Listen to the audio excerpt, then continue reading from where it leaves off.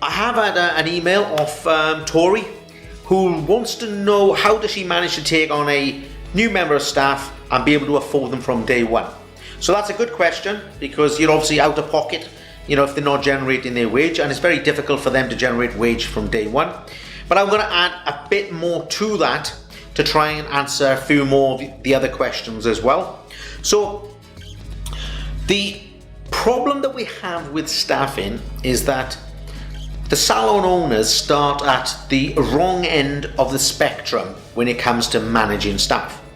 You're so worried about losing staff and so worried about getting new members of staff that you go straight into the lovey, huddly, cuddly aspect of management really quickly. In fact, in no time at all, these team members are sometimes your best or your new best friend.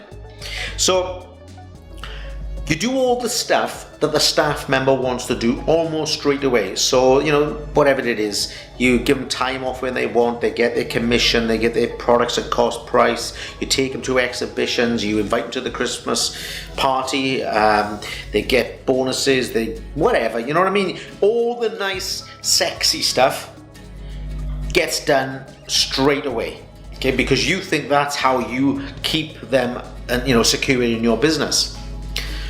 And I'm not saying don't do it. I'm just saying don't start up there. I'm saying let's start at the beginning. Now, it's at the beginning that Tori's having a struggle. She's not having a struggle at the end. She can do all the, the hugs and the cuddles, and she can look after a team when we get that far. But down this end. So, when you have a new member of staff, it's not as if you don't have any notice. You decide, after the interview process and the recruitment and everything you've done, that you're going to start with me in a few weeks' time or 2 weeks' time or whatever it is you want. I don't know why this member of staff is turning up on day one and then you go, well, I've booked one in with you and let's see how it goes and see if you can build your clientele.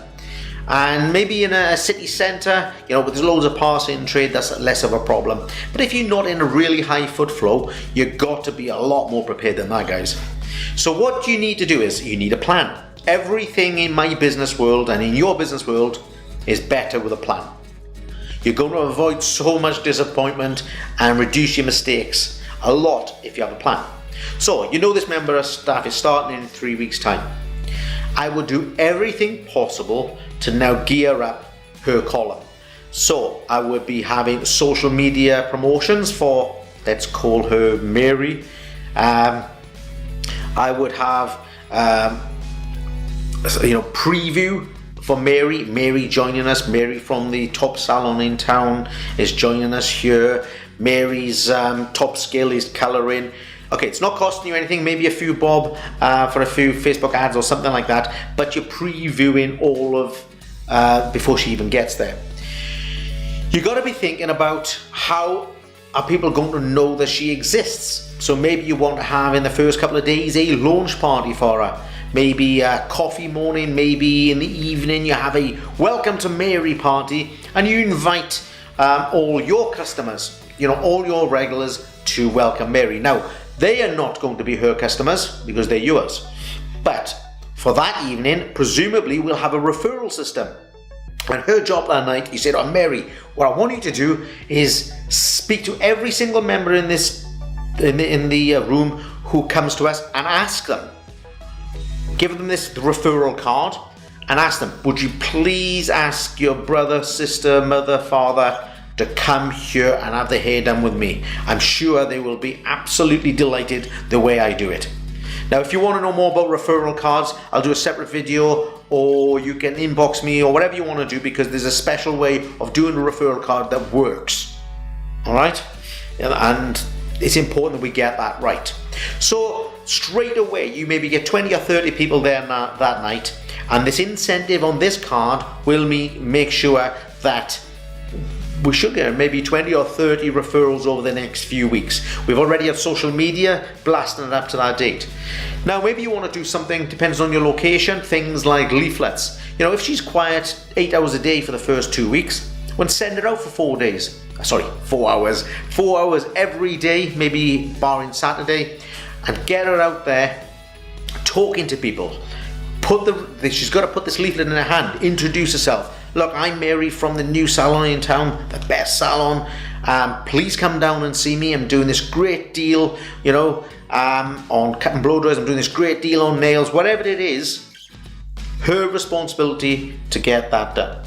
Now, back in the salon, there's going to be lots of opportunities.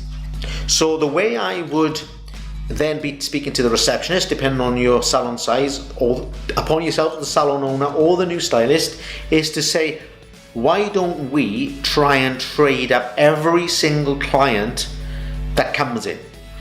So every person who comes in for a wet cut, and in my opinion, we shouldn't really be doing just wet cuts these days, but for salons who are doing wet cuts, we should do, why don't we offer everyone, a half price or even a free blow dry to get to know you that day.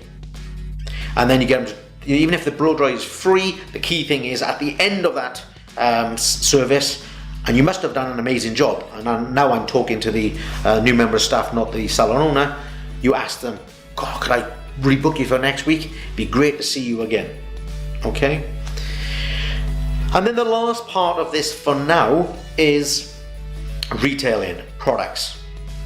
You've got to target every member of your staff, but you've got to target this new member of staff with every single client she gets, every single client that is sat on the sofa not waiting for a stylist. If she's, if two sisters come in together and one's having a service, that new stylist should be over there talking to her about styles, but also talking to her about products. Depending on the time of the year that she's joining you, she'll be talking to everyone in that room about products, about gifts. Okay, so I would highly target her for products, because you only need to be able to pay your wage in the first few weeks. So if she's getting paid £250, £300, that's all you got to generate every day. Is kind of £50 to £80 a day. It's not a lot. It's a couple of blow dries and it's a couple of products. And for you as the owner, Tori, you're no longer stressed out about, can I afford this person? So that's how I would start at the beginning. I mean, there's all sorts of things you could do, but you have to be careful not to lose their interest as well. So you could do things like, start them off at 2 days a week, and then after 3 weeks go to 3 days a week, and then 4 days a week. You could start them off on minimum wage, and then after 6 weeks go to £8 and then £10. And if you can do all those deals as well, and it takes the stress off the salon, great. But don't forget there's two people in this relationship, and that the new stylist will also have bills and mortgages and children and all that sort of stuff to pay. So you don't want to drag it out too long, otherwise he or she will be gone and you will have missed your opportunity to grow your business. Now, that's the first part, and as I said in, I think it was the last video, you must do an amazing induction. Okay, I'm going to assume for the purpose of this video that that's done. Now the next bit with her and all of the staff is you've got to have staff targets, and those staff targets will depend on your costs, but they're usually about 3 to 3.1, 3.2 times their wage, depending on their pension contributions and national insurance and that sort of stuff. But it could be in expensive areas as much as 4, and in some industries like hair extensions it could be 5 or 6. Right? But for most of you, between 3 and 4 times their wage will tell you that their wage is paid, your costs are paid, and you're making a profit. So after a few months, if they're not doing all those 3, they're no use to you.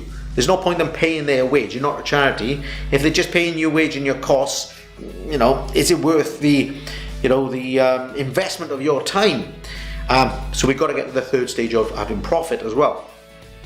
So in this section, you set them the target, you discuss it with them, and you also phase that in. So you don't expect them to get 3 times or 4 times their wage this week. You might decide it's going to take you 6 weeks, 12 weeks, 24 weeks, whatever it is, but not too long. I definitely wouldn't go past 6 months.